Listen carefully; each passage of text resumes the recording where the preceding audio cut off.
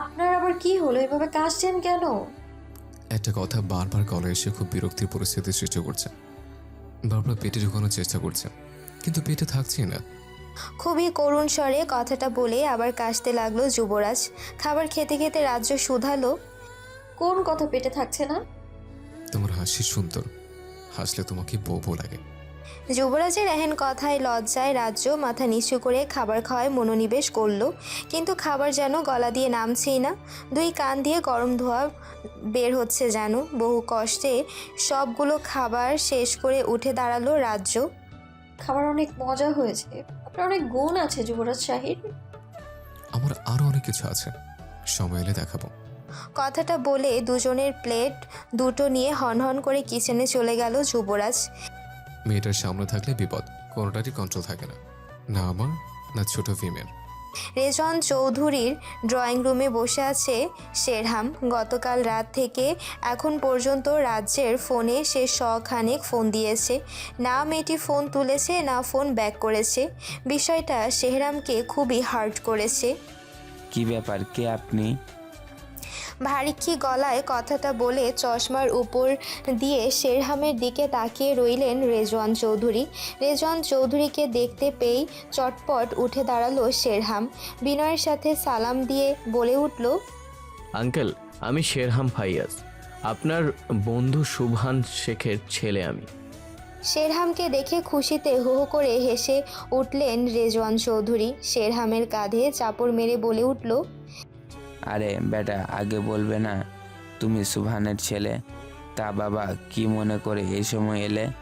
রেজওয়ান চৌধুরীর এমন প্রশ্নে কিছুটা থমথমে খেলো শেরহাম। আর আসলে আঙ্কেল, রাজ্য কাল থেকে ফোন তুলছে না, তাই ভাবছিলাম কিছু হলো কি না। রেজন চৌধুরী শেরহামের দিকে এক দৃষ্টিতে কিছুক্ষণ তাকিয়ে রইলেন, এরপর তনুজার নাম ধরে হাঁক ছাড়লেন। তোমার মেয়েকে ডেকে আনো, ফোনে কেন তুলছে না আমিও এর জবাব চাইবো। তনুজা এবার একটু ইতস্থ করে উঠলেন, দুই হাত সামনে কোছলে অপরাধীর ন্যায় বলে উঠলেন, আসলে ও ঘরে নেই, ফোনটা রুমে ফেলে গেছে। ঘরে নেই মানে? ছুটির দিনে এই বৃষ্টির মধ্যে কোথায় গিয়েছে সে? তেজে কণ্ঠে প্রশ্ন করে তনুজার দিকে উত্তরের আশায় নাক ফুলিয়ে তাকিয়ে রইলেন ভদ্রলোক। হয়তো কোনো কেসের ইনভেস্টিগেশনের জন্য গিয়েছে। কথাটি বলে দ্রুত রান্নাঘরে চলে গেলেন তনুজা চৌধুরী। তিনি গত রাতে রাজ্যকে বাড়ি থেকে ওয়ালটপকে যেতে দেখেছেন। মেয়ের প্রতি তার অগাধ বিশ্বাস আছে, মেয়ে কোনো কেলেঙ্কারিতে নেই, এটা তিনি শতভাগ নিশ্চিত। রেজন চৌধুরী এই বিষয়টা জানলে অযথা হাল্লা মাচাবে, তাই পুরো ঘটনায় তিনি রাত থেকেই চেপে গিয়েছেন। রেজন চৌধুরী দ্বিতীয় দফায় হাঁক ছেড়ে উঠলেন, কি গো, ছেলেটা এলো, ওকে কিছু খাবার টাবার দাও। শেরহাম হঠাৎই উঠে দাঁড়ালো। আঙ্কেল, আজ আমি আসি, পরে আবার অন্য একদিন আসবো, আমার জরুরি কিছু কাজ পড়ে গেছে। সে কি মাত্রই তো এলো? না আঙ্কেল, আজই যাই। রেজন চৌধুরীর বাড়িতে আর এক মুহূর্ত দাঁড়ালেন না শেরহাম। তার অনেক কাজ জমে আছে এই শহরে, সবগুলো একটা একটা করে খালাস করতে হবে। প্রথমে নিজের ঝুড়িতে রাজ্যকে তোলা চাই, এরপর যুবরাজের মাংসের কিমা দিয়ে বার্গার। সারাদিনের মেঘ মেদুর আর বৃষ্টির অবসানের পর ধরণীতে কুচকুচে কালো আধার ঘনিয়ে এসেছে সবে। আজ আকাশে রূপালি চাঁদটা ওঠেনি। যুবরাজের জনমানব শূন্য ঘরটি রাজ্যের কাছে ডুমঘরের মতো ঠেকছে। কোনো মানুষ নেই, শুধু একটি ছোট্ট কুকুর আর ধবধবে সাদা রঙের মোটা একটা পার্সিয়ান বিড়াল। কুকুরটি যতবার রাজ্যকে দেখেছে ততবার দাঁত খেঁচিয়ে ঘেউ ঘেউ করে উঠেছে। সারাদিন বহু কষ্টে একা একা এই বিশাল ফ্ল্যাটে দিন পার করেছে রাজ্য। এবার আর এক মুহূর্ত দেরি করবে না সে। কিন্তু একটা জিনিস রাজ্যকে খুব ভাবাচ্ছে। সকালে ডাইনিং টেবিলে যুবরাজকে তার কাছে প্রাণোচ্ছল আর মিশুক প্রকৃতির একটা ছেলে মনে হয়েছে, কিন্তু হঠাৎই ছেলেটা রুমে গিয়ে দরজা আটকেছে সারাদিনের জন্য, একবারও বের হয়নি। এটা রাজ্যকে খুব কষ্ট দিয়েছে। সারাটা দিন সে যুবরাজের বেডরুমে শুয়ে বসে দিন কাটিয়েছে। শুয়ে বসে বললে ভুল হবে, সারা রুমে কুটকুট করে এটা সেটা পর্যবেক্ষণ করেছে। মনে মনে নিজেই নিজেকে সান্ত্বনা দিল রাজ্য। হয়তো মন টন খারাপ হয়েছে, মা বাবাকে মিস করছি হয়তো। হঠাৎই নিজের বাড়ির কথা মনে পড়তে ঝট করে বিছানা থেকে উঠে দাঁড়ালো রাজ্য। সে গতরাত থেকে উধাও। এতক্ষণে নিশ্চয়ই বাবা মা আমার রুমে 1000 বার আমায় খুঁজেছে। আর অ্যানি যদি বাড়ি গিয়ে আমায় খুঁজে, তখন তখন তো বাবা আগুনে কেরোসিন ঢালার মতো করে জ্বলে উঠবে। নিজের বাবার রাগি রাগি মুখটা মনে পড়তেই নিজের পোশাক টেনে টেনে ঠিক করে চুলগুলো ভালো করে বেঁধে যুবরাজের কক্ষের দিকে ধীর পায়ে হেঁটে চলল রাজ্য। দরজা ভেতর থেকে বন্ধ করা। রাজ্য দরজার সামনে কিছুক্ষণ দাঁড়িয়ে দরজায় মৃদু নক করলো। কিয়ৎক্ষণ বাদে ভেতর থেকে উত্তর এলো, এসো। দরজার নব ঘুরিয়ে রাজ্য যুবরাজের কক্ষে প্রবেশ করতেই সিগারেটের উটকো গন্ধে নিঃশ্বাস বন্ধ হয়ে এলো। কোনো মতে নিজের নাক চেপে ধরে গন্ধ রোধ করলো রাজ্য। এভাবে আলো নিভিয়ে বসে বসে সিগারেট ফুঁকছেন কেন? আমার ঘর, আমার ইচ্ছা। গমগমে কণ্ঠে কথাটি বলে যুবরাজ আবার নিকোটিনের ধোঁয়া উড়াতে ব্যস্ত হলো। কক্ষটি এতটাই অন্ধকার যে যুবরাজের সিগারেটের আগুনের লাল রঙা স্ফুলিঙ্গ ছাড়া আর কিচ্ছুটি দেখা যাচ্ছে না। দ্রুত বিড়ি ফুঁকে অ্যাস্ট্রেতে অর্ধকাওয়া সিগারেট ঠেসে ধরে উঠে দাঁড়ালো যুবরাজ। এরপর পুরো রুম আলোকিত করে রাজ্যের উদ্দেশ্যে প্রশ্নবাণ ছুড়ল। এখানে এসছো কেন? যুবরাজের এমন প্রশ্নে রাজ্য কিছুটা লজ্জিত হলো। কিছুক্ষণ ইতস্থ করে বলে উঠল, আসলে আমি চলে যাব এখন, তাই মনে হলো আপনাকে বলে যাওয়া উচিত। তো মনে হচ্ছে আপনি বিরক্ত হয়েছেন। অসময় বিরক্ত করার জন্য দুঃখিত আমি। কথাটি বলে রাজ্য পেছন ফিরে প্রস্থান করার জন্য পা বাড়ালো। পেছন থেকে যুবরাজ বজ্র কণ্ঠে ডেকে উঠল, রাজ্য, তুমি কিছু না গত রাতে আমার বাসায় এসেছিলে। যুবরাজের এমন ভয়াবহ কণ্ঠে থরথর করে কেঁপে উঠল রাজ্য। চোখের কোণে সামান্য অভিমানের জলও জমালো বটে। এই যুবরাজ আর সকালের যুবরাজ দুজন যেন আলাদা ব্যক্তি। এই যুবরাজকে খুব খুব অপরিচিত আর ভয়ঙ্কর ঠেকছে রাজ্যের কাছে। কি হলো, প্রশ্ন শুনতে পাওনি? দ্বিতীয়বার হুঙ্কার ছাড়ল যুবরাজ। রাজ্য নিজের চোখের কোণে জমে থাকা জল আঙ্গুল দিয়ে মুছে শুকিয়ে যাওয়া রুক্ষ কণ্ঠ ফাঁকা ঢোক গিলে ভেজানোর চেষ্টা করলো। আমি ইচ্ছে করে এখানে আসিনি, বেনজির আশফির বাড়ি ভেবে ঢুকে পড়েছি। I am sorry. বহু কষ্টে কথাটি বলে রাজ্য আর এক মুহূর্ত দাঁড়ালো না সেখানে। যুবরাজের সামনে থেকে দৌড়ে এসে মেন গেটের দরজা খুলতে উন্নয়ন হলো। হঠাৎই পেছন থেকে যুবরাজ বলে উঠল, এখান দিয়ে যেতে পারবে না তুমি। কথাটা বলে রাজ্যের ব্যান্ডেজ করা হাত চেপে ধরে টেনে হিঁচড়ে একটি কক্ষে নিয়ে দাঁড় করালো রাজ্যকে। যুবরাজের হিংস্রতা দেখে মুখের ভাষা যেন হারিয়ে ফেলছে রাজ্য। কক্ষটির বিশালাকার দরজা খুলে যুবরাজ আঙ্গুলি নির্দেশ করলো, এখান থেকে ঝুলে ঝরে নামবে। আর যদি নামতে গিয়ে পড়ে যাও তাহলে একদম ট্রেনে চলে যাবে, কোনো ঝামেলা হবে না। কথাটি বলে যুবরাজ হনহন করে ধরাস করে রুমের দরজা লাগিয়ে চলে গেল। দরজার দিকে অশ্রুসিক্ত নয়নে তাকিয়ে আহত কণ্ঠে রাজ্য বলল, আপনি খুব খারাপ। জনমানব শূন্য একটি বারে মদ খেয়ে নেশায় চুর হয়ে টেবিলে উপর হয়ে আবল তাবল বকছে মোকাদ্দেস নামের এক লোক। বয়স তার 50-এর ঊর্ধ্বে। 3 কুলে কেউ না থাকায় মোকাদ্দেসের বাড়ি ফেরার কোনো তাড়া নেই। হঠাৎই অদ্ভুত এক শব্দ মোকাদ্দেসের কর্ণকুহরে প্রবেশ করলো। নেশায় মশগুল মোকাদ্দেস সেটা আমলে না নিয়ে চোখ বুজে ওভাবেই পড়ে রইল। শব্দটির মাত্রা ধীরে ধীরে বাড়তে লাগলো। এবার বেশ বিরক্ত হলো মোকাদ্দেস। কোনো মতে মাথা তুলে শব্দের উৎসের দিকে নজর দিল সে। মোকাদ্দেস এতটাই নেশা করেছে যে 1 হাত দূরত্বের জিনিস সে পরিষ্কার দেখতে পাচ্ছে না। তবুও 2 হাতে চোখ কচলে বোঝার চেষ্টা করলো। কি শব্দ করছে?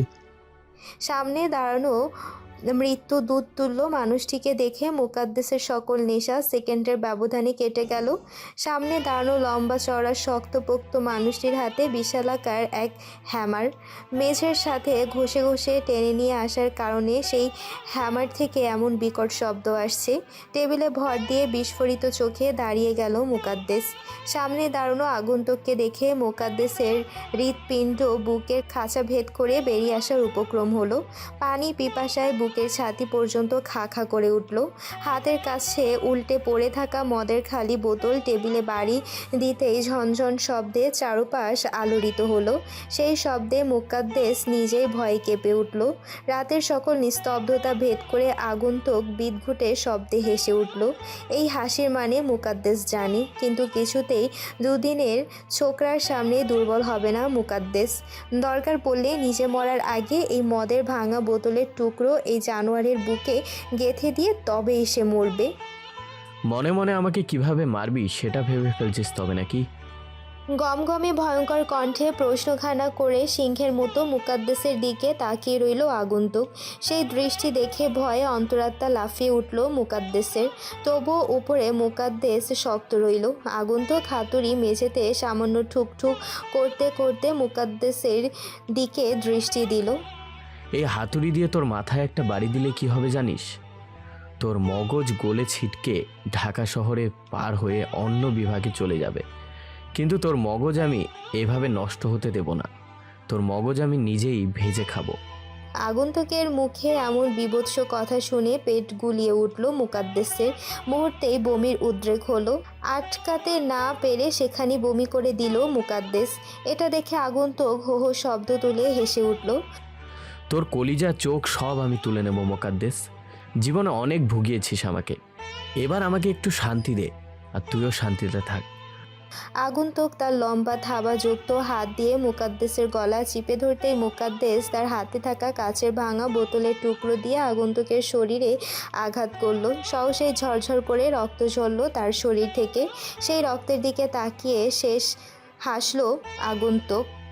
তোর প্রতি আমি অনেক খুশি হলাম মুকাদ্দেস। তুই মরার আগে বাঁচার চেষ্টা করেছিস। এমন কাউকে খুন করার মজাই আলাদা। যারা মুহূর্তেই ধরাশায়ী হয়ে যায় তাদের আমার পছন্দ না। এই যে তুই আমাকে আঘাত করে চরম পর্যায়ে কন্ট্রোল লেস রাগটা তুলে দিলি। এখন তোকে বীভৎসভাবে মারতে আমার কোনো অসুবিধা হবে না। এবার মুকাদ্দেস তার শরীরের সকল শক্তি খুয়ে ফেলল। হাঁটু মুড়ে দুই হাত জোর করে কেঁদে উঠল মুকাদ্দেস। আমাকে মারবেন না সাহেব, আমাকে ছেড়ে দিন। আমি ভুল করে ফেলেছি। আমি সারা জীবন আপনার গোলাম হয়ে থাকবো। শেষবারের মতো আমায় ক্ষমা করুন।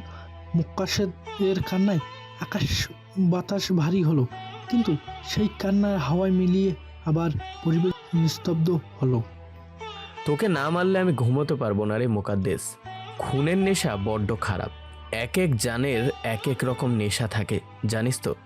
আমার নেশা হচ্ছে খুনের নেশা। তুই মরে যা মুকাদ্দেস, না হলে আমি নিজেই মরে যাব। আগন্তুক তার হাতের ভারী হ্যামার দিয়ে মুকাদ্দেসের চিবুক বরাবর আঘাত করতে গগন বিদারী এক চিৎকার দিয়ে উঠলেন মুকাদ্দেস। কিন্তু কিটকিটিয়ে হেসে উঠল আগন্তুক। সারা শরীর মুকাদ্দেসের রক্তে রঞ্জিত। এটাই তো সে চেয়েছিল। রক্তের স্বাদের চাইতে বড় স্বাদ আর কি আছে এই নশ্বর ধরণীতে? মুকাদ্দেস এই পৃথিবীর মায়া ত্যাগ করেছে আঘাত করার সাথে সাথেই। অত ভারী বস্তুর আঘাত বয়স্ক একজন মানুষ কিভাবে সহ্য করবে? মুকাদ্দেসের চেহারা পুরোটাই থেতলে গিয়েছে। চেহারা দেখে কিছুতেই বোঝা যাচ্ছে না এই লোকের সঠিক পরিচয় কি।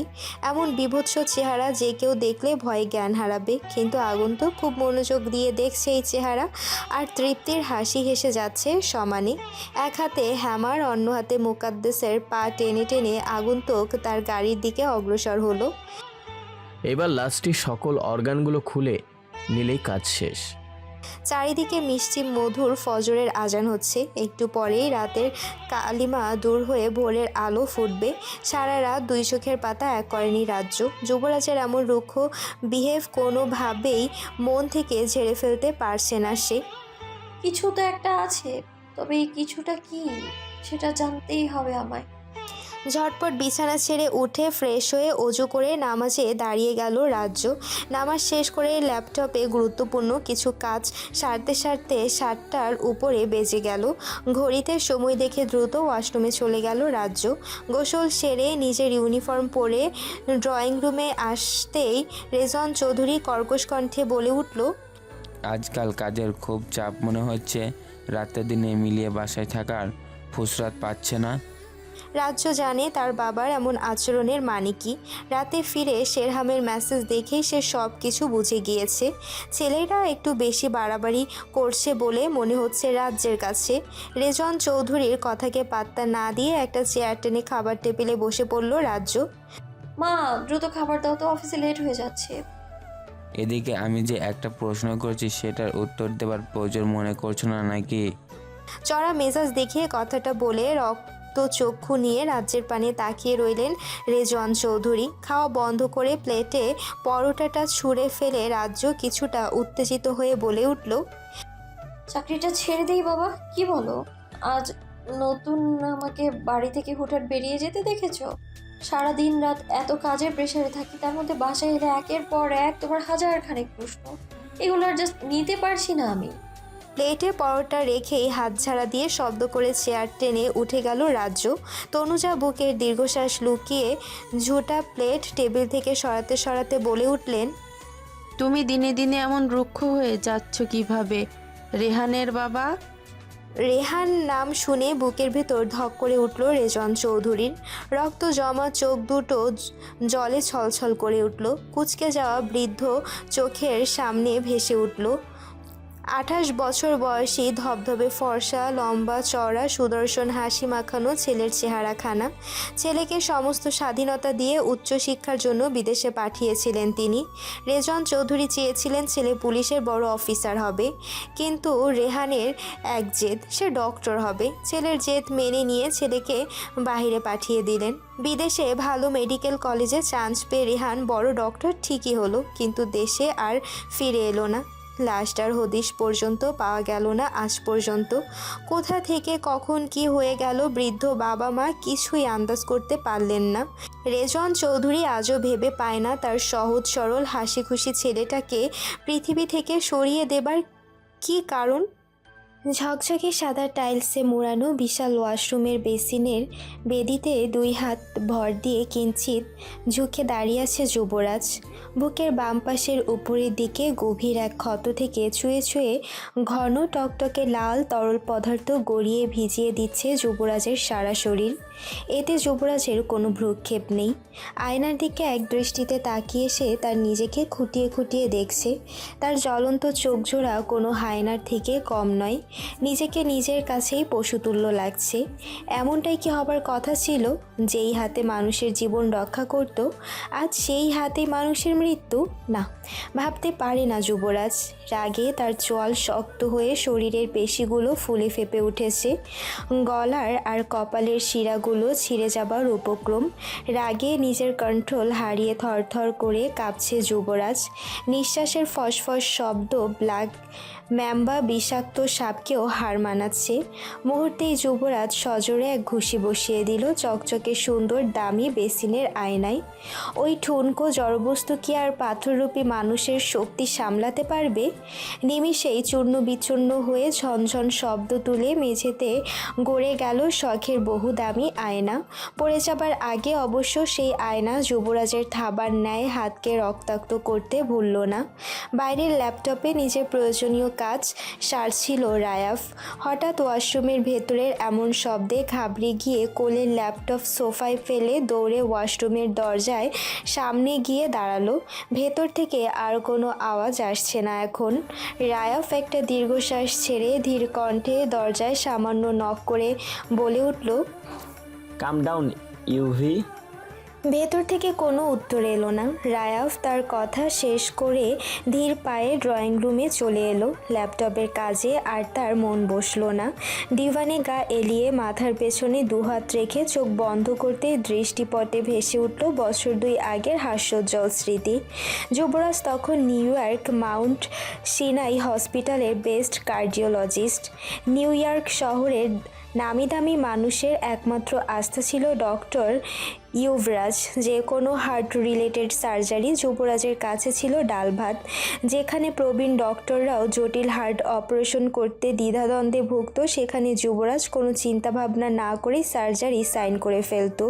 যুবরাজের জীবনে হার বা ভয় নামক কিছুই ছিল না, না ছিল কোনো পিছুটান। যখন যুবরাজ তার সাফল্যের সোপানে তরতর করে উঠে অগ্রসর হচ্ছে, সেই সময় হঠাৎই মেগান গ্যাব্রিয়েলা নামক এক সুন্দরী বিদেশি তরুণীর আবির্ভাব হয় যুবরাজের জীবনে। মেয়েটি তার বাবাকে নিয়ে এসেছিল যুবরাজের কাছে। প্রভাব প্রতিপত্তি সমৃদ্ধ অতীব সুন্দরী মেঘান যুবরাজের হাত খামছে ধরে নীল নীল চোখে কেঁদে কেটে বলেছিল, Please, doctor, save my father.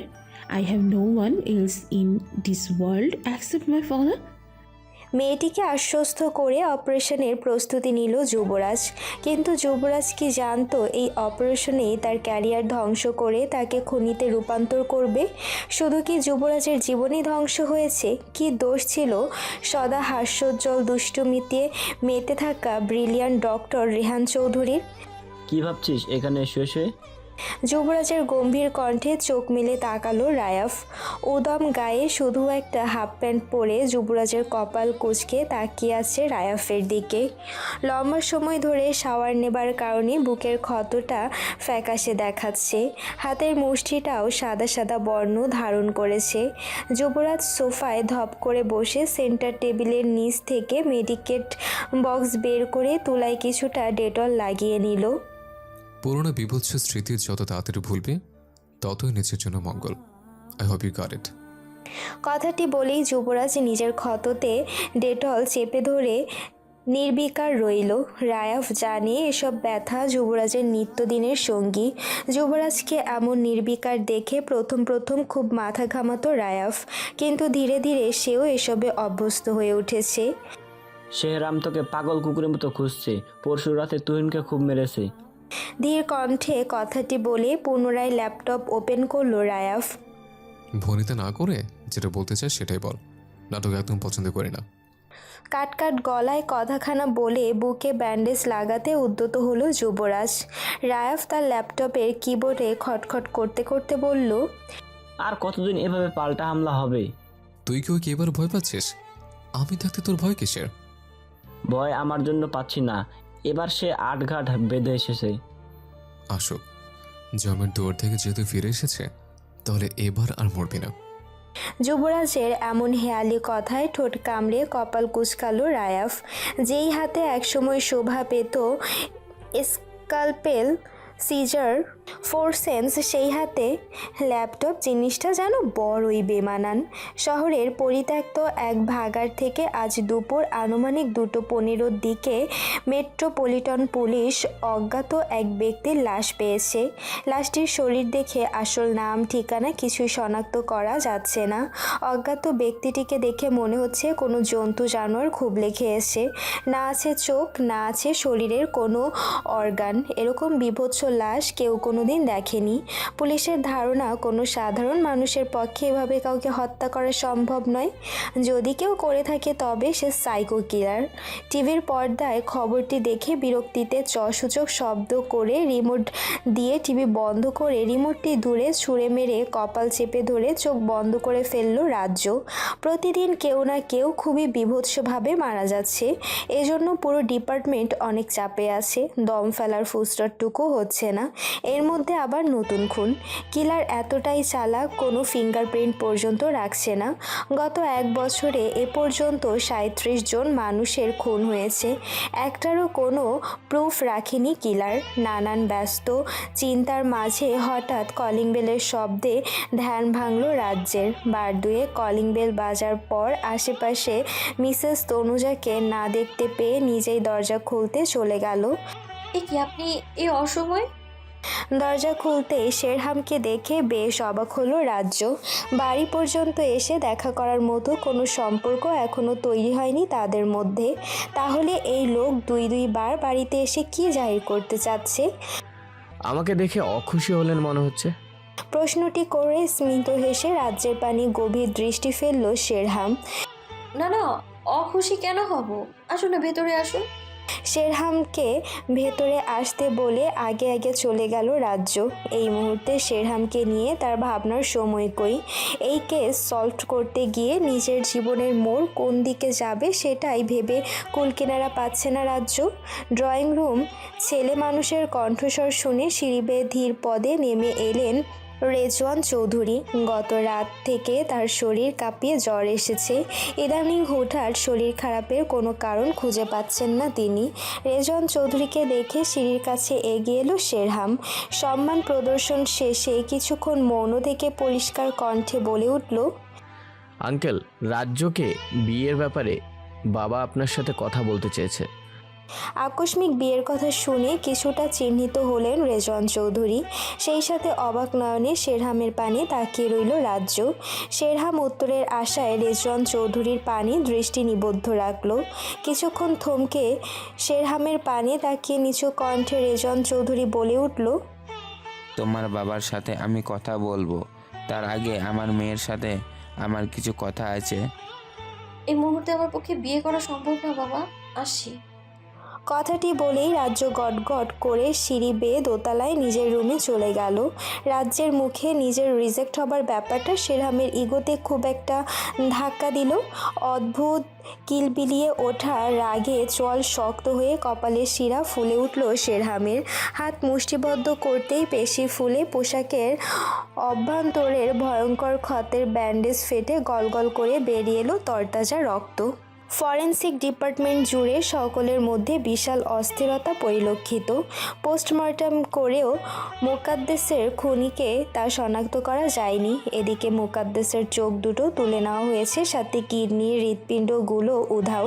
শুধু তাই নয়, খুব সুনিপুণভাবে দাঁতের কপাট উপড়ে ফেলা হয়েছে, টেনে তোলা হয়েছে কাঁচা কাঁচা আঙ্গুলের নখগুলো। জিভটাও টেনে ধরে মুড়িয়ে কেটে দেওয়া হয়েছে। এরকম রক্তহীন করা খুন না কেউ দেখেছে না শুনেছে। হাতে একটা পেপার ওয়েট নিয়ে বেনজির আশফি সেটিকে ঘোরাচ্ছেন আর এক মনে চিন্তা করে যাচ্ছেন, এরকম একজন মধ্যবয়স্ক লোকের সাথে কার এমন জঘন্য শত্রুতা, সে শত্রুতায় এমন নিষ্ঠুর মৃত্যু। যুবরাজের বিশাল বড় অ্যাপার্টমেন্টের থমথমে বেডরুমে সামিনার কোলে মাথা রেখে ফ্লোরে বসে আছে যুবরাজ। না, সামিনা তার মাথায় ভালোবাসার হাত বুলাচ্ছেন না, কোনো মমতার বাণী শোনাচ্ছেন না। কিয়ৎক্ষণ এভাবেই কেটে যাবার পর সামিনা লম্বা একটা দীর্ঘশ্বাস ফেলে সকল নিস্তব্ধতা ভেঙে শক্ত কণ্ঠে শুধালেন, আজ পর্যন্ত তোর কোনো কিছুতেই আমি বাধা প্রদান করিনি, না তোকে কখনো কোনো বিষয় প্রশ্ন করেছি, না কোনো জবাব চেয়েছি। তবে আজ তোকে একটা প্রশ্ন করার জন্য মন বারবার আগ্রাসী হয়ে উঠেছে। কেমন প্রশ্ন মা, যেটা করতে তোমাকে এতবার ভাবতে হচ্ছে? কিঞ্চিত মাথা তুলে অসহায় ভঙ্গিতে সামিনাকে প্রশ্নটা করে আবার সামিনার হাঁটু জড়িয়ে শুয়ে পড়ল যুবরাজ। সামিনা কিছুক্ষণ মৌন থেকে নিজের সরু হাতটা যুবরাজের মাথার পরম মমতায় রাখলেন। এরপর ধীরে ধীরে ঘন চুলগুলোতে বিলি কাটতে কাটতে বলে উঠলেন, হঠাৎ নিউ ইয়র্ক থেকে দেশে ফিরে এলি কেন? আর এখনও কোনো হসপিটালে জয়েন করলি না, কী জন্য? আর মানুষ খুন, এই হাতে খড়ি কবে থেকে হলো তোর?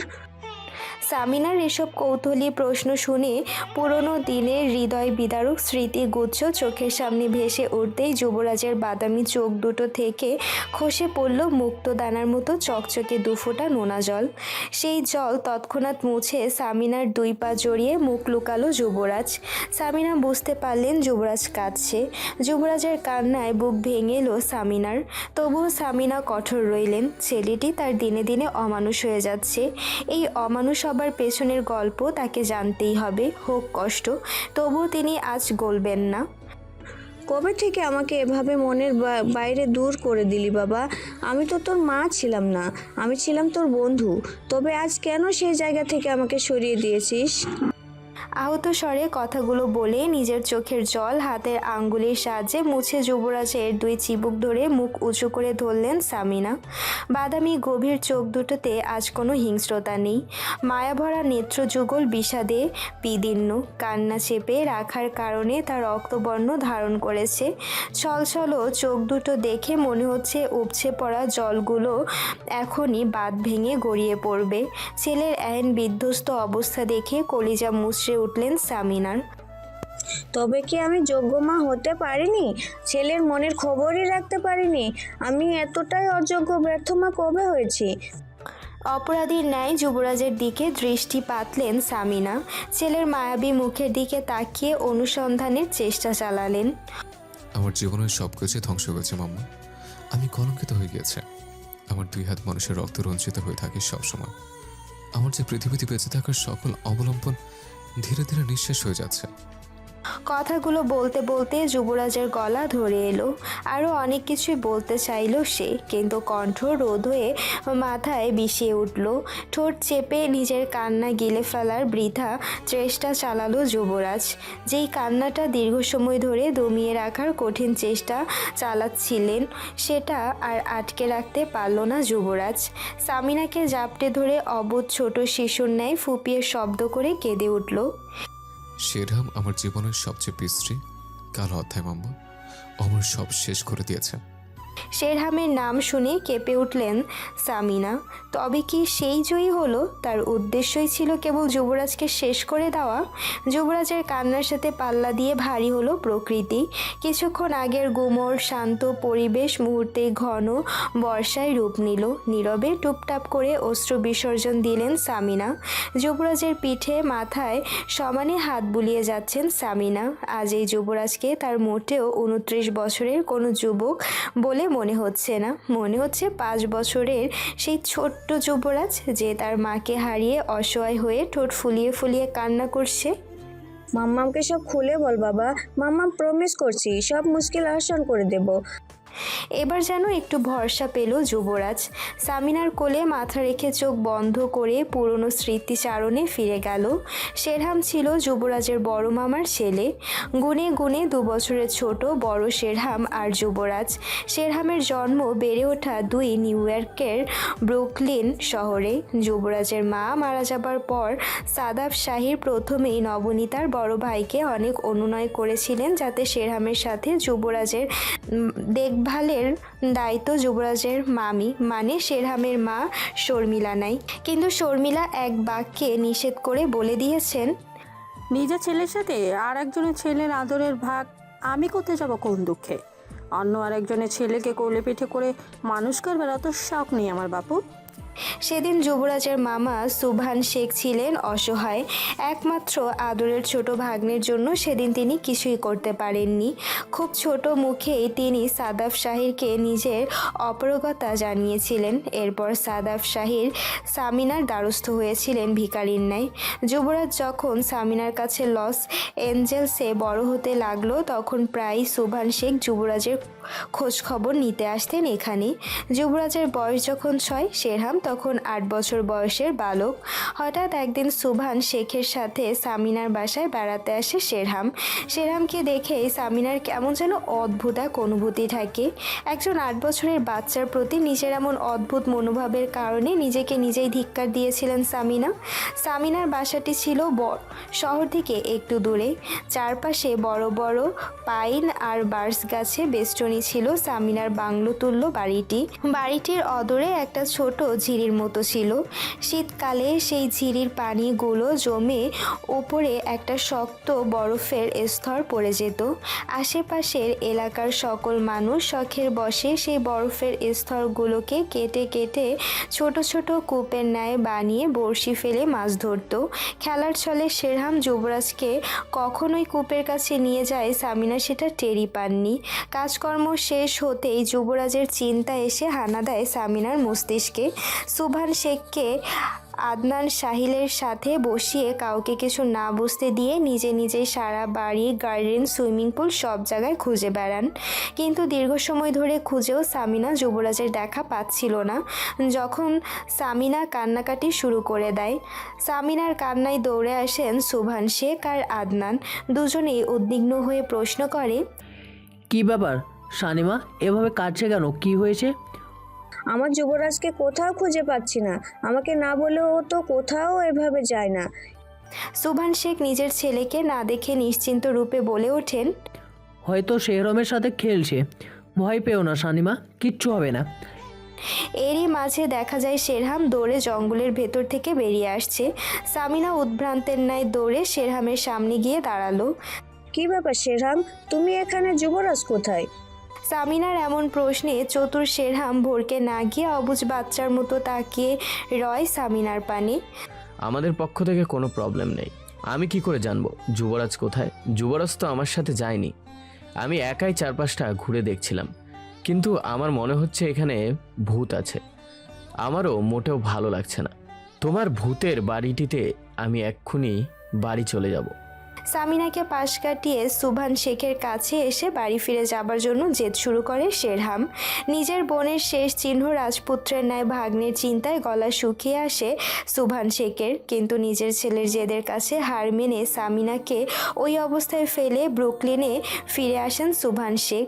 যাবার আগে শেরহামের সেই ক্রূর হাসি আজও ভোলেননি সামিনা। ওইটুকুন একটা বাচ্চার মুখে এমন ভয়ঙ্কর হাসি কখনো দেখেনি সামিনা। শেরহামের সেই বিদঘুটে হাসি মনে পড়লে আজও ভয়ে শিউরে ওঠেন তিনি। শেরহামের সেই হাসিকে উপেক্ষা করে আদনান, সাহিল আর সামিনা হন্যে হয়ে খুঁজতে থাকে যুবরাজকে। সারা জঙ্গল তন্ন তন্ন করে খুঁজেও যখন যুবরাজের দেখা না পায় সামিনা, তখন সে জ্ঞান হারিয়ে ফেলে। এদিকে যুবরাজের চিন্তা, অন্যদিকে সামিনার হাল ছেড়ে দেওয়া সব কিছুই আদনান সাহিলকে চরম অসহায় অবস্থায় এনে দাঁড় করায়। অসহায় আদনান কিভাবে কি সামাল দিবেন কিছুই যেন সুরাহা করতে পারছিলেন না। ধীরে ধীরে চারপাশে যখন আঁধার ঘনিয়ে আসছিল, তখনই জঙ্গলের ভেতর ঝিরির পাশ থেকে মানুষের চিৎকার চেঁচামেচির শব্দ ভেসে আসে। জ্ঞানহীন সামিনাকে একটা গাছের সাথে হেলান দিয়ে রেখে দৌড়ে সেই শব্দ অনুসরণ করে ছুটে চলেন আদনান সাহিল। ঝিরির পাশে আসতেই দুই পা ভেঙে অসাড় হয়ে মাটিতে লুটিয়ে পড়েন আদনান। কয়েকজন জেলে যুবরাজকে বাঁচানোর প্রাণপণ চেষ্টা করে যাচ্ছে। ঠান্ডায় যুবরাজের ধবধবে সাদা শরীর নীলচে বর্ণ ধারণ করেছে। লাল টকটকে ঠোঁট দুটো কুচকুচে কালো হয়ে নিথর হয়ে পড়ে রয়েছে যুবরাজ। চোখের লম্বা ঘন পাপড়িগুলোতে বরফ জমে সাদা হয়ে আছে। নিজের সমস্ত শক্তি খাটিয়ে মাটি খামচে ধরে ওপরে দাঁড়ান আদনান সাহিল। এরপর সেখানে জেলেদের সাহায্য নিয়ে দ্রুত গাড়িতে করে নিকটস্থ হাসপাতালে নিয়ে যান যুবরাজকে। সামিনা আর আদনান আশায় ছেড়ে দিয়েছিলেন যুবরাজের বেঁচে ফেরার। ওগো বিধাতা, মনে হয় সারা জীবন আমাকে সন্তানহীন করে রাখবেন। এজন্য হয়তো দিয়েও আবার নিয়ে যাচ্ছে।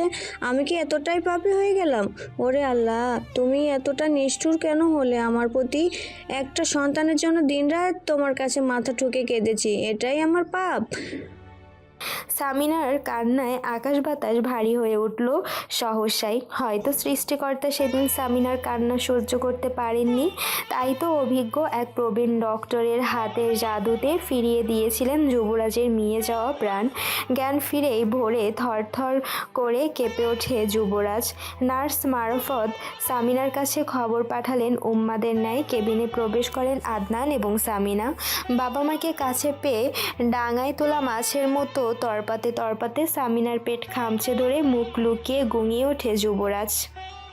ভাই আমাকে মেরে ফেলেছে মাম্মা, আমার অনেক কষ্ট হচ্ছে। রবিবার সকাল 10:21 new York city. New York শহরের আজকের সকালটা অদ্ভুত রকমের সুন্দর। শেষ রাতের দিকে ঝরঝর করে ঝরে পড়া বরফের চাদরগুলো চিকচিকে সোনালি মিঠে রোদের তাপে আইসক্রিমের মতো গলতে শুরু করেছে সবে। সেই সাদা সাদা গলিত বরফগুলোকে পায়ে মারিয়ে নিউ ইয়র্ক শহরের কর্মব্যস্ত মানুষগুলো দৌড়ে ছুটে চলেছে যার যার গন্তব্যে। যুবরাজের আজকে নাইট শিফটের ডিউটি রয়েছে, এজন্য তার কোনো প্রকার তাড়াহুড়া নেই। গায়ে একটা ভারী ব্ল্যাঙ্কেট জড়িয়ে সুখের নিদ্রায় ডুবে আছে সে। তার সমস্ত সুখ উধাও হলো এক নিমিষে। হঠাৎই বালিশের নিচে রাখা ফোনটির ভোবো কাঁপনে চোখ মেলে তাকালো যুবরাজ। কোনো পেশেন্টের কল হতে পারে কিংবা হসপিটালের জরুরি কল আসতে পারে ভেবে কোনোরূপ বিরক্তি ছাড়াই চিহ্নিত হয়ে ফোন কানে তুলল যুবরাজ। Can we meet Dr. Yuvi? Hello বলবার আগেই সুমিষ্ট রিনডিনে কণ্ঠস্বরে কিছুটা ভালো লাগার ফিনফিনে বাতাস বয়ে গেল যুবরাজের উষ্ণ হৃদয়। যৌবনে পদার্পণ করা একজন সুপুরুষের জন্য এরকম অনুভূতি হওয়া অবশ্যই দোষের কিছু নয়। ফোনের লাইন কাটতেই ধপ করে বিছানা থেকে উঠে দাঁড়ালো সে।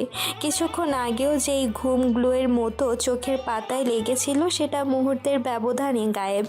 হিমশীতল ঠান্ডা আবহাওয়াতেও যুবরাজ যেন অস্থির হলো।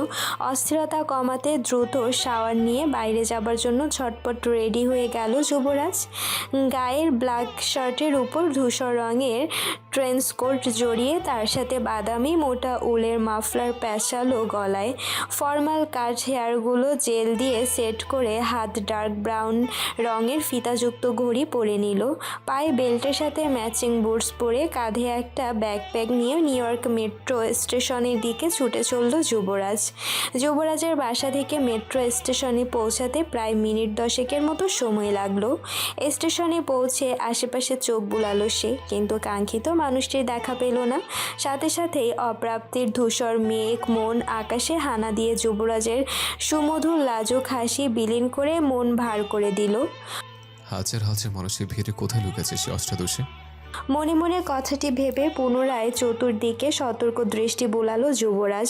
হঠাৎই সমস্ত ভিড় ঠেলে ধবধবে ফর্সা সরু একটি হাত যুবরাজের উদ্দেশ্যে নাড়িয়ে নিজের অস্তিত্ব জানান দিল এক অষ্টাদশী মানবী। সেই অষ্টাদশীর পদ্মের পাপড়ির ন্যায় বাঁকা আঙ্গুলির সাধুবাদে মোহিত হলো যুবরাজ।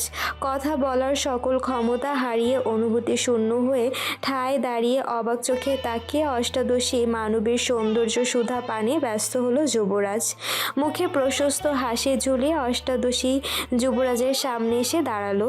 যুবরাজ যেন মোমের তৈরি নিখুঁত একটা পুতুলের সামনে দাঁড়িয়ে রয়েছে। মেয়েটির শুভ্র শরীরে অন্যরকম একটা স্নিগ্ধতা বিরাজমান, যা ভাষায় প্রকাশ করার ক্ষমতা যুবরাজের নেই। যুবরাজের কোনো হেলদোল না দেখে মেয়েটি নম্র মৃদু কণ্ঠে স্মিত হেসে শুধালো, Are you okay, Dr. Yuvi? I'm not okay, Miss Megan. I'm just domed.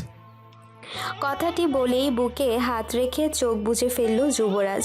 যুবরাজের এমন বোকা বোকা কথা শুনে খিলখিলিয়ে হেসে উঠল ম্যাগান গ্রাভিয়েলা। সেই হাসির মূর্ছনায় দ্বিতীয় দফায় নিজেকে হারালো যুবরাজ। মেয়েটির প্রতি অনিন্দ এক ভালো লাগায় তার তনু মন দুটোই ছেয়ে গেল।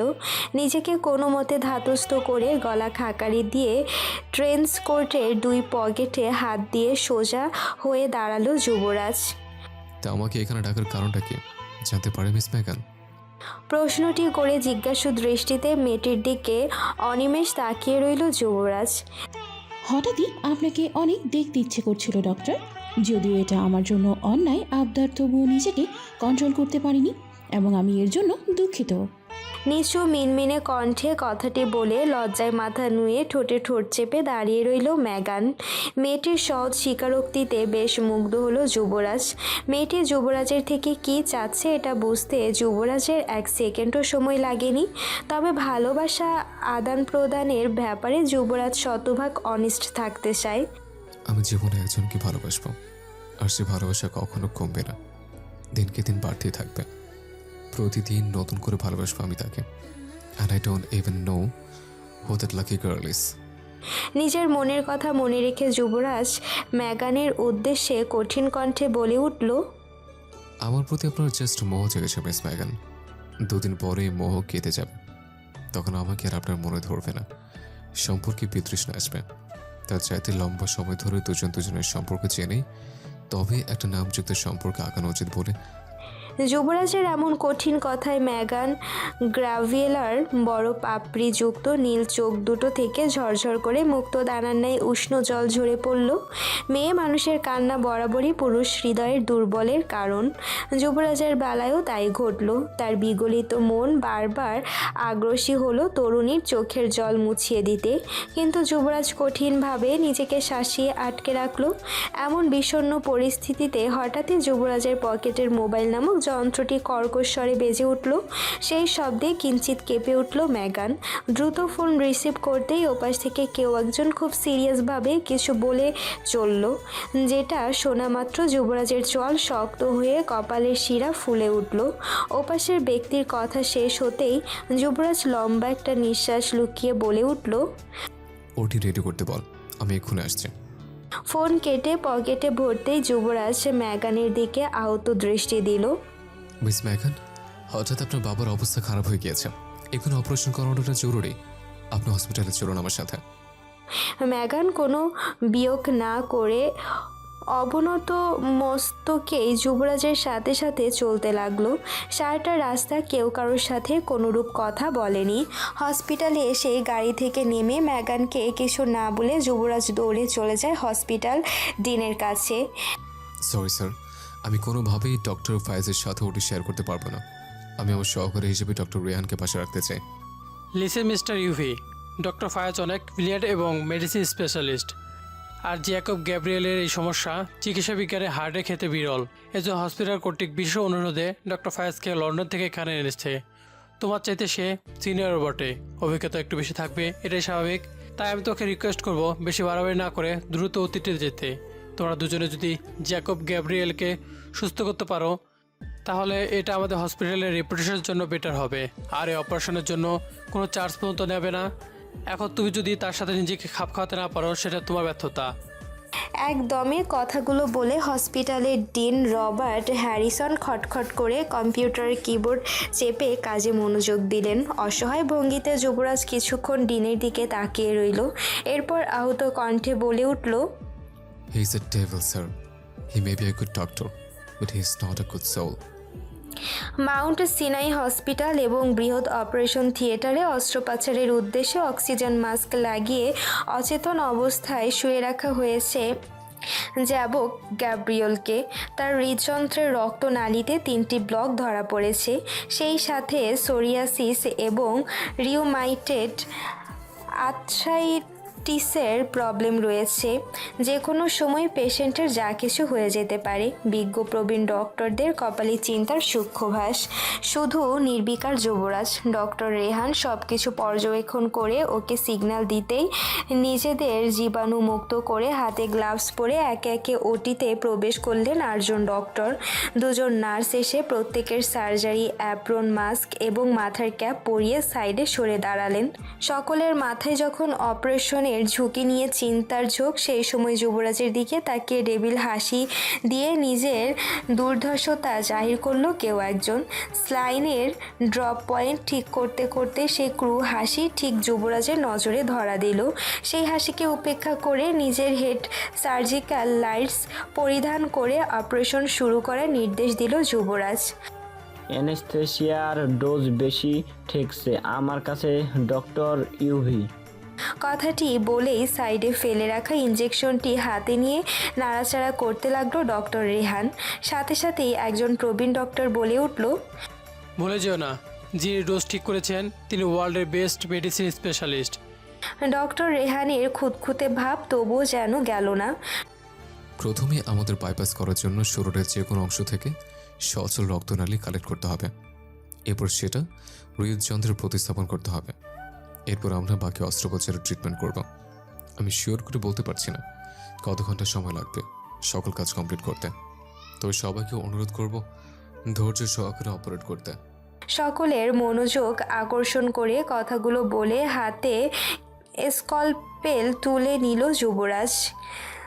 জ্যাকব গ্রাভিয়েলের চামড়া স্তর এক টানে স্কলপেলের সাহায্যে বুক থেকে পেট পর্যন্ত কেটে ফেলল যুবরাজ। এরপর বুকের খাঁচা মাঝ বরাবর ফাটিয়ে দুভাগ করে পৌঁছে গেল হৃৎপিণ্ড পর্যন্ত।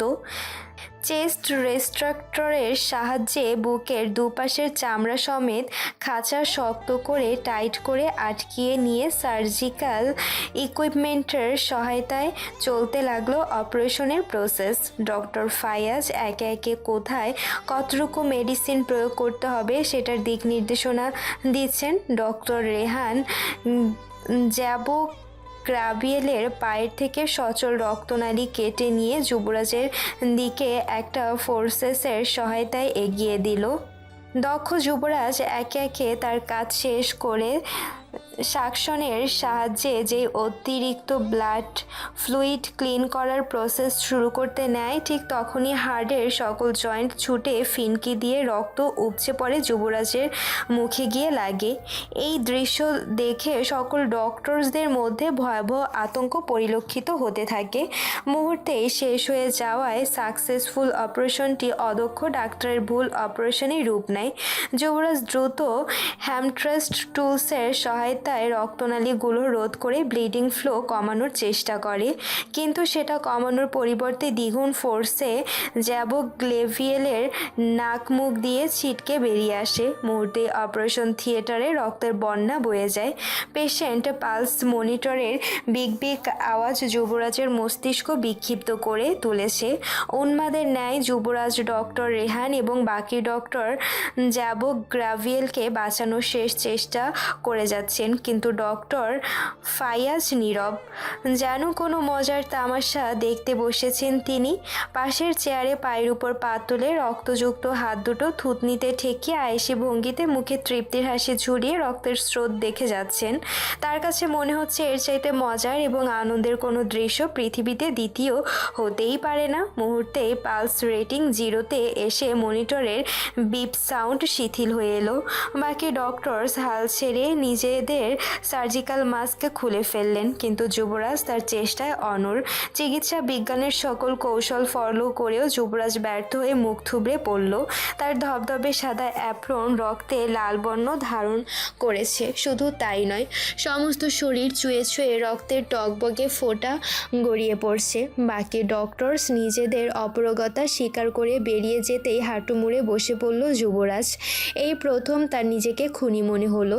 নিজের দক্ষতা আর জ্ঞানের পরিধির বিশ্বাসে সকলের অমত অগ্রাহ্য করে অপারেশন পেপারে সাইন করেছিল সে। তবে আজ কোথায় গেল সেই জ্ঞান আর দক্ষতা? কি জবাব দেবো আমি মেগানকে? নিস্তব্ধ ওটি রুম মুহূর্তেই ভয়ঙ্কর হো হো হাসির শব্দে উত্তাল হলো। মেঝে থেকে দৃষ্টি তুলে হাস্যরসে মজে থাকা ব্যক্তির দিকে দৃষ্টি নিবদ্ধ করল যুবরাজ। চেয়ারে বসে নিজের মাস্ক আর ক্যাপ খুলে রক্ত ভেজা হাতে এলোমেলো চুলে ব্যাকব্রাশ করে কিটকিটিয়ে হেসে উঠল ডক্টর শেরহাম ফায়াজ। কেমন দিলাম ডক্টর ইউভি? তোমার ক্যারিয়ারে অবশেষে দাগ লাগাতে পারলাম আমি। কেন করছো এমন জঘন্য কাজ? কি করেছি আমি তোমাকে? কান্না ভেজা আহত কণ্ঠে প্রশ্নবান ছুড়ে শেরহামের দিকে গভীর দৃষ্টি প্রয়োগ করল যুবরাজ। তুমি কিছু কইরো না ডক্টর, এইটা আমার নেশা।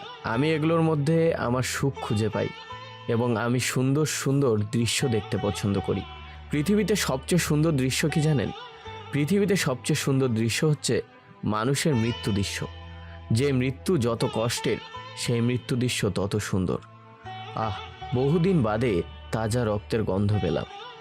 নিজে অসাড় হয়ে যাওয়া শরীরটাকে কোনো মতে টেনে হিসড়ে অপারেশন থিয়েটার থেকে বাইরের করিডোরে বেরিয়ে এলো যুবরাজ। রক্তে জবজবে ভেজা পেটানো শরীরটা তার কাছে ভরশূন্য ঠেকছে। মাথাটা ক্রমাগত ভো ভো শব্দে উত্তেলিত করছে সব কিছু। চিন্তাভাবনা সব কিছুই লোপ পেয়েছে। নিজেকে বড্ড ঘিলুহীন মানব ঠেকছে। কিছুক্ষণ আগের বিভৎস ঘটনা বেমালুম ভুলে এলোমেলো পায়ে উদ্ভ্রান্তের মতো ফাঁকা দৃষ্টিতে হেঁটে চলেছে যুবরাজ। পরিহিত ধবধবে সাদা রঙের ডক্টর অ্যাপ্রনটা থেকে চুয়ে ছুঁয়ে হালকা জমাট বাঁধা গাঢ় লাল রক্ত বিন্দুগুলো সারা করিডরময় ছড়িয়ে যাচ্ছে। সেদিকেও যুবরাজের কোনো হেলদোল নেই। পূব আকাশের সোনালি সূর্যটা ধীরে ধীরে পশ্চিম আকাশে অস্তমিত হচ্ছে। তার ললাটে আভা যেন আলাদা একটা সৌন্দর্যের উপমা। গোধূলির এই লগ্নে সামান্য শিরশিরে হিম ধরানো বাতাস বয়ে যাচ্ছে মাউন্ট সিনাই হসপিটালের বৃহৎ করিডোর জুড়ে। অপারেশন থিয়েটারের খোলা করিডোরে অস্থির চিত্তে চিহ্নিত ভঙ্গিতে সমানে পায়চারি করছে গ্যাব্রিয়েলের একমাত্র কন্যা মেগান। চিন্তায় তার নাকের ডগা পর্যন্ত রক্তিম বর্ণ ধারণ করছে। কালচে বাদামি রঙের চুলগুলো একটু বেশি বাতাসে ওড়াউড়ি করছে যেন আজকে। কিন্তু মেয়েটি নিজের ব্যাপারে একদম উদাসীন। এদিকে তাপমাত্রা ও ধীরে ধীরে কমতে শুরু করেছে। গায়ের পাতলা উষ্ণ পোশাকটি শিরশিরে ঠান্ডা বাতাসকে প্রতিহত করতে ব্যর্থ হচ্ছে। নিজের ঠান্ডা হাত দুটো মুঠো করে এক হাত আরেক হাতের আলিঙ্গনে বদ্ধ করে মুখের গরমভাবে নিজেকে নিজেই উষ্ণ রাখার বৃথা প্রয়াস চালালো মেগান। হঠাৎই টাইলসে ঘষে ঘষে হেঁটে চলার অদ্ভুত শব্দে স্থির হয়ে দাঁড়ালো মেগান।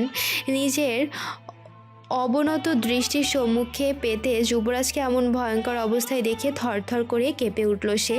যুবরাজের চুল থেকে শুরু করে পা পর্যন্ত রক্তে রঞ্জিত, সারা মুখে দলা দলা রক্ত জমে ভয়ঙ্কর জম্বি মানব ঠেকছে তাকে। নিজের ভয়কে কোনো মতে গিলে খেয়ে অসহায় ভঙ্গিতে যুবরাজের সামনে এসে দাঁড়ালো মেগান। ডক্টর ইউভি, আপনি ঠিক আছেন তো? আপনার শরীরে এত রক্ত কিসের? পাপার কন্ডিশন কেমন এখন? কাঁপা কাঁপা জড়িয়ে যাওয়া কণ্ঠে ঝটপট প্রশ্নগুলো করে যুবরাজের দিকে উত্তরের আশায় তাকিয়ে রইল মেগান। মেগানের এতগুলো প্রশ্ন যুবরাজের কাছে ঠান্ডার স্ট্রমের মতো লাগলো। নিজের মস্তিষ্ক হাতড়ে মেগানের আশানুরূপ কোনো উত্তর খুঁজে পেল না যুবরাজ। অসহায় মেগান যুবরাজের অ্যাপ্রনে রক্তাক্ত দুই কলার শক্ত হাতে চেপে ধরে যুবরাজের চোখে চোখ রেখে কিছু অনুসন্ধান করার চেষ্টা চালালো। মিনিট দুই ব্যয় করার পর যুবরাজের নিচু চাহনি দেখে কিছুই বুঝতে বাকি রইল না মেগানের। সহসাই তার বড় বড় দুই নেত্র বেয়ে সমানে অঝোর ধারায় উষ্ণ জল গড়িয়ে পড়তে লাগলো। গলা দিয়ে সামান্যতম আওয়াজ করার ক্ষমতাটুকুও যেন সে হারিয়ে ফেলেছে আজ। নিজের বাবার সাথে কাটানো এতগুলো বছরের সমস্ত স্মৃতি মন সপটে ভেসে উঠতেই ভুবন কাঁপানো চিৎকার করতে চাইল মেগান।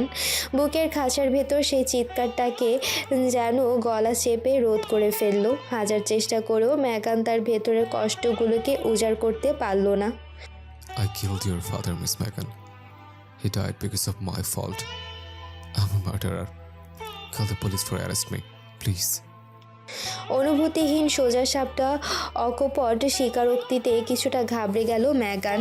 অবুঝ সিক্ত চাহনিতে যুবরাজের ঘোলাটে চোখের দিকে তাকিয়ে কথার সত্যতা যাচাইয়ের চেষ্টা করলো কিছুক্ষণ সে, কিন্তু কথাগুলো বলে যুবরাজ অপরিবর্তিত শক্ত মুখে ঠায় দাঁড়িয়ে রইল।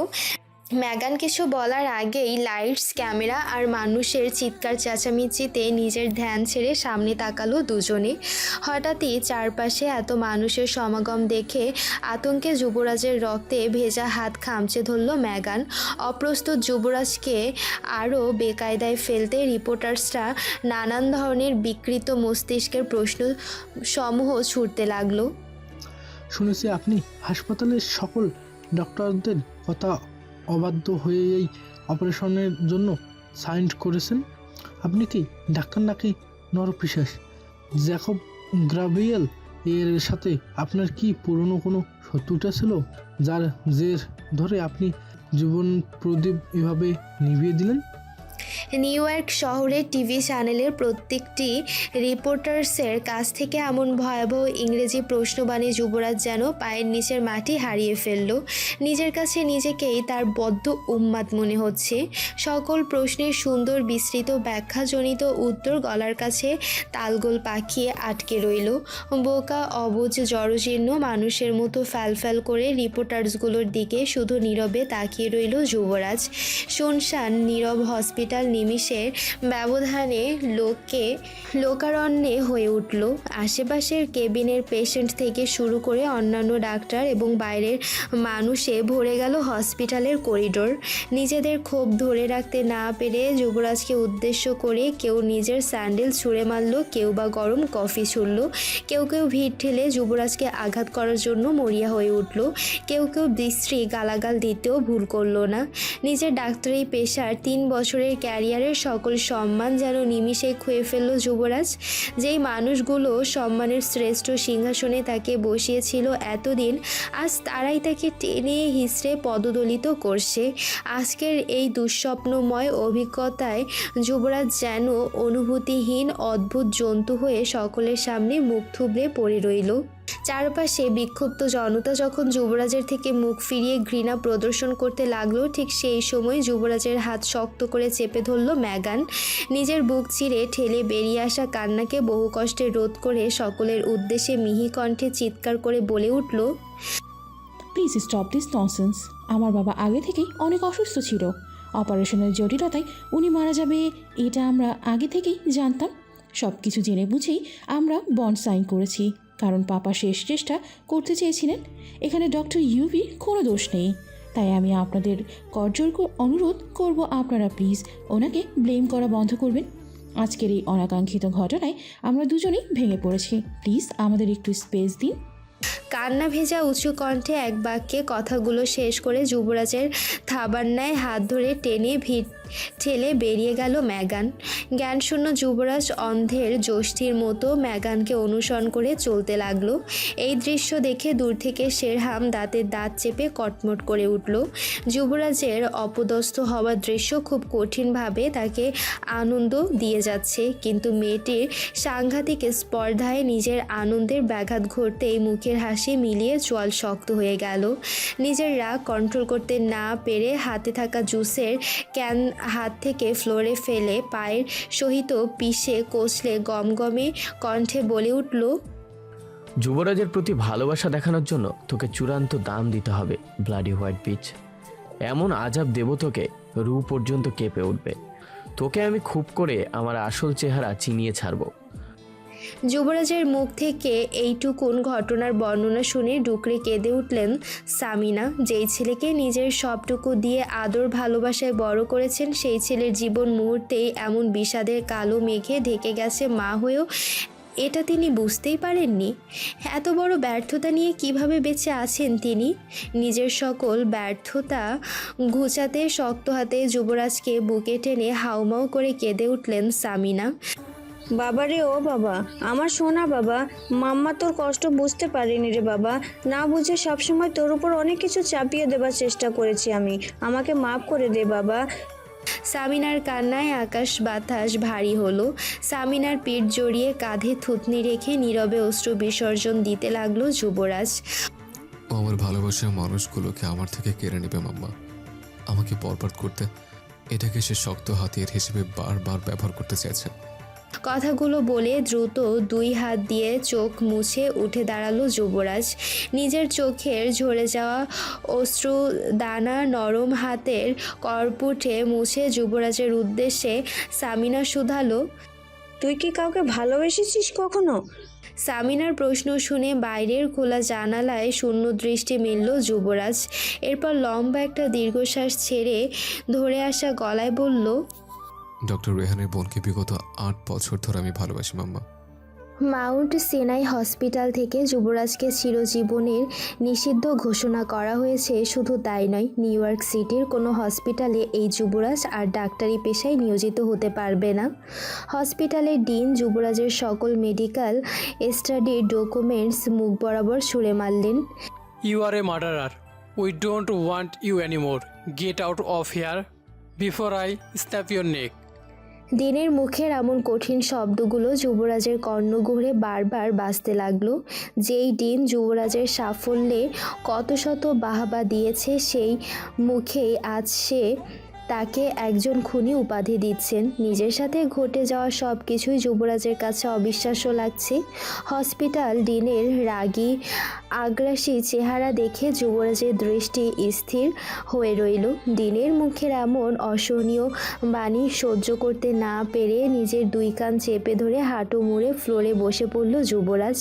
দিন আরও কিছু বিশ্রী অশ্রাব্য গালাগাল করে পুলিশকে নির্দেশ দিল, প্লিজ অ্যারেস্ট হিম।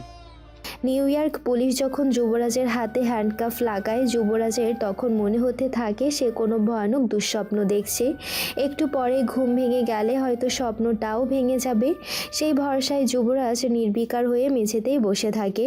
যুবরাজের শার্টের কলার ধরে টেনে হিঁচড়ে দাঁড় করিয়ে 4 জন পুলিশ হসপিটালের বাইরে টানতে টানতে নিয়ে যায়।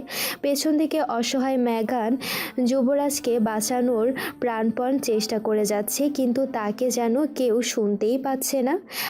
প্লিজ ইউভিকে ছেড়ে দিন, তার কোনো দোষ নেই। যেখানে আমার বাবার মৃত্যুতে আমি কোনো আইনি ঝামেলায় যাচ্ছি না, সেখানে আপনারা কেন নাক গলাচ্ছেন?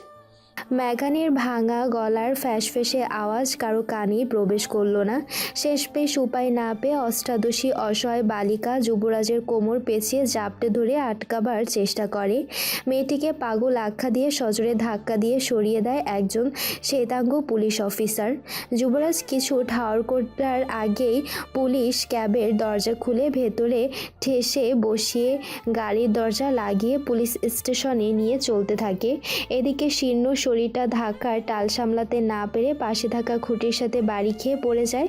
সহসাই ধবধবে সাদা কপাল ফেটে ফিনকি দিয়ে বেরিয়ে আসে লাল রক্তের উষ্ণ তরল। আশেপাশে কি হচ্ছে না হচ্ছে সেটা নিয়ে ডক্টর রেহানের কোনো মাথা ব্যথা নেই। তার মাথায় একটাই চিন্তাই বারবার ঘুরছে। কেউ ইচ্ছে করেই যুবরাজকে ফাঁসানোর চেষ্টা করছে। যে করেই হোক আমাকে সত্য উদ্ঘাটন করতে হবে। ঘৃণ্য চক্রান্ত থেকে যুবরাজকে আমার বের করতে হবে। নিজের হাতের রক্তে রঞ্জিত গ্লাভস খুলে কোনো মতে ঝুড়িতে ফেলে দৌড়ে ওটি রুমের দিকে চলে গেল রেহান। চারিপাশে একবার চোখ মেলে ভালো করে সব কিছু পর্যবেক্ষণ করা চাই। এখানে অবশ্যই বড় কোনো ব্লান্ডার আছে এবং এই মুহূর্তে সেটা আমাকে খুঁজে বের করতেই হবে।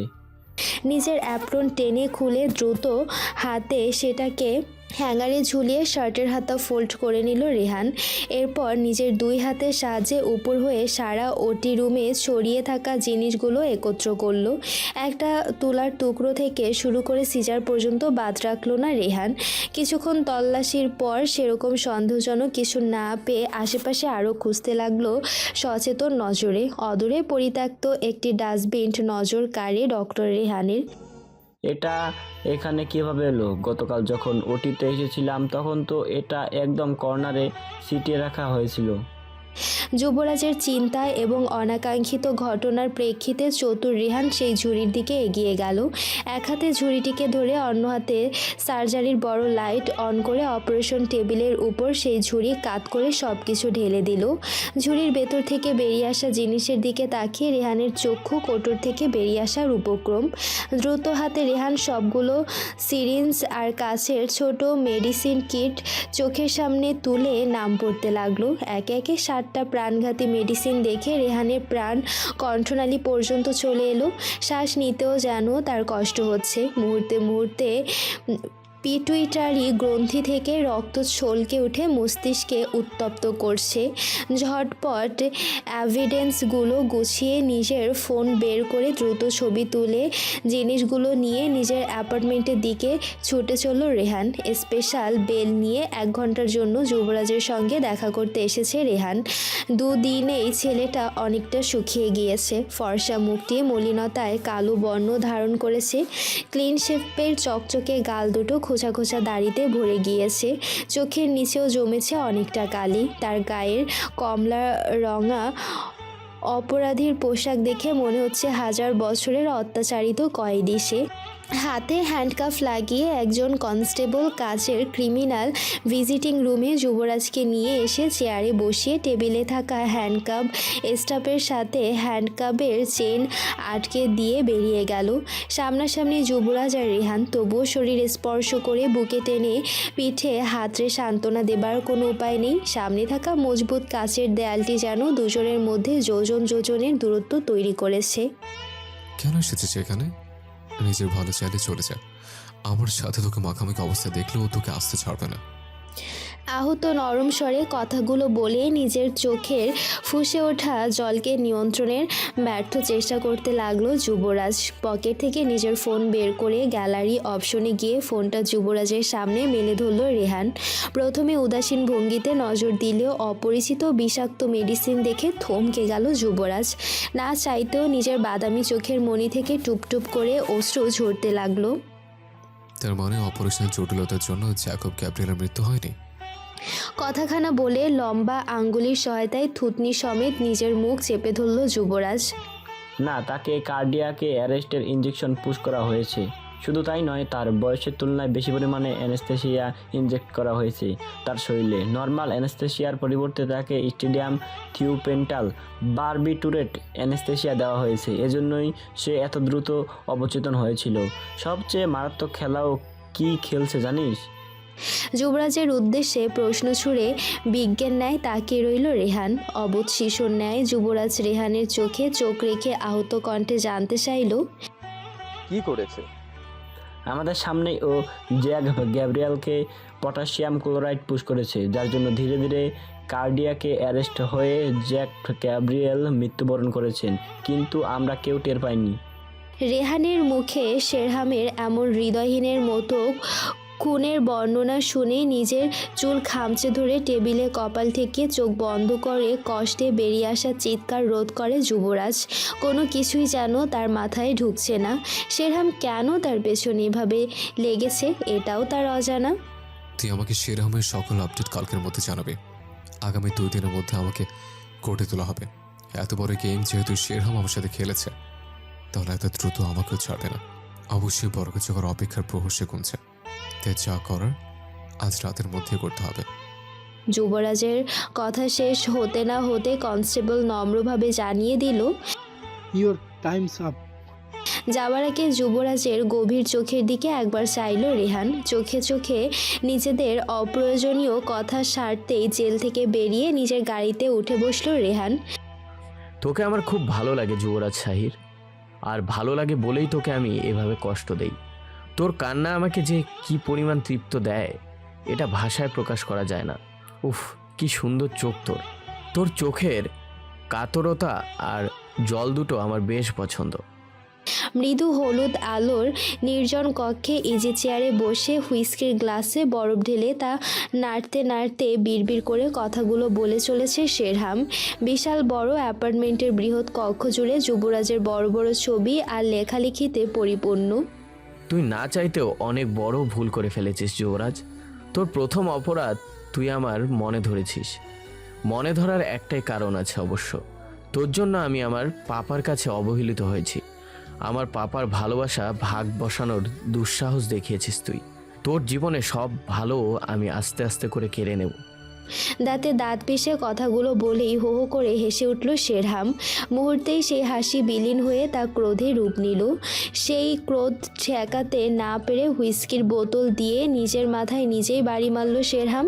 শক্ত বোতলের সজোর আঘাতের সাথে সাথেই মাথা ফেটে উষ্ণ রক্ত ধারা গড়িয়ে পড়ল শেরহামের চিবুক আর কপাল বেয়ে।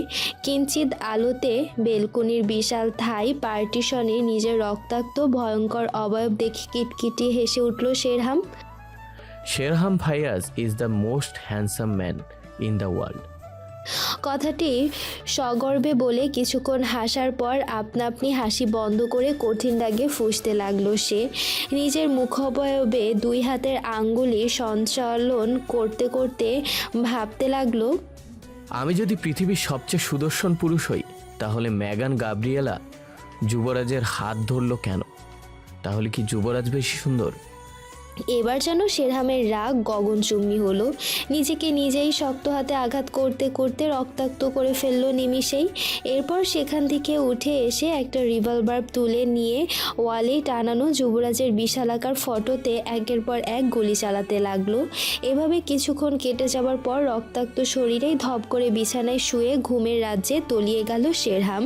বেলকনির এক কর্নারে দাঁড়িয়ে সবটাই অবলোকন করলো রেহান।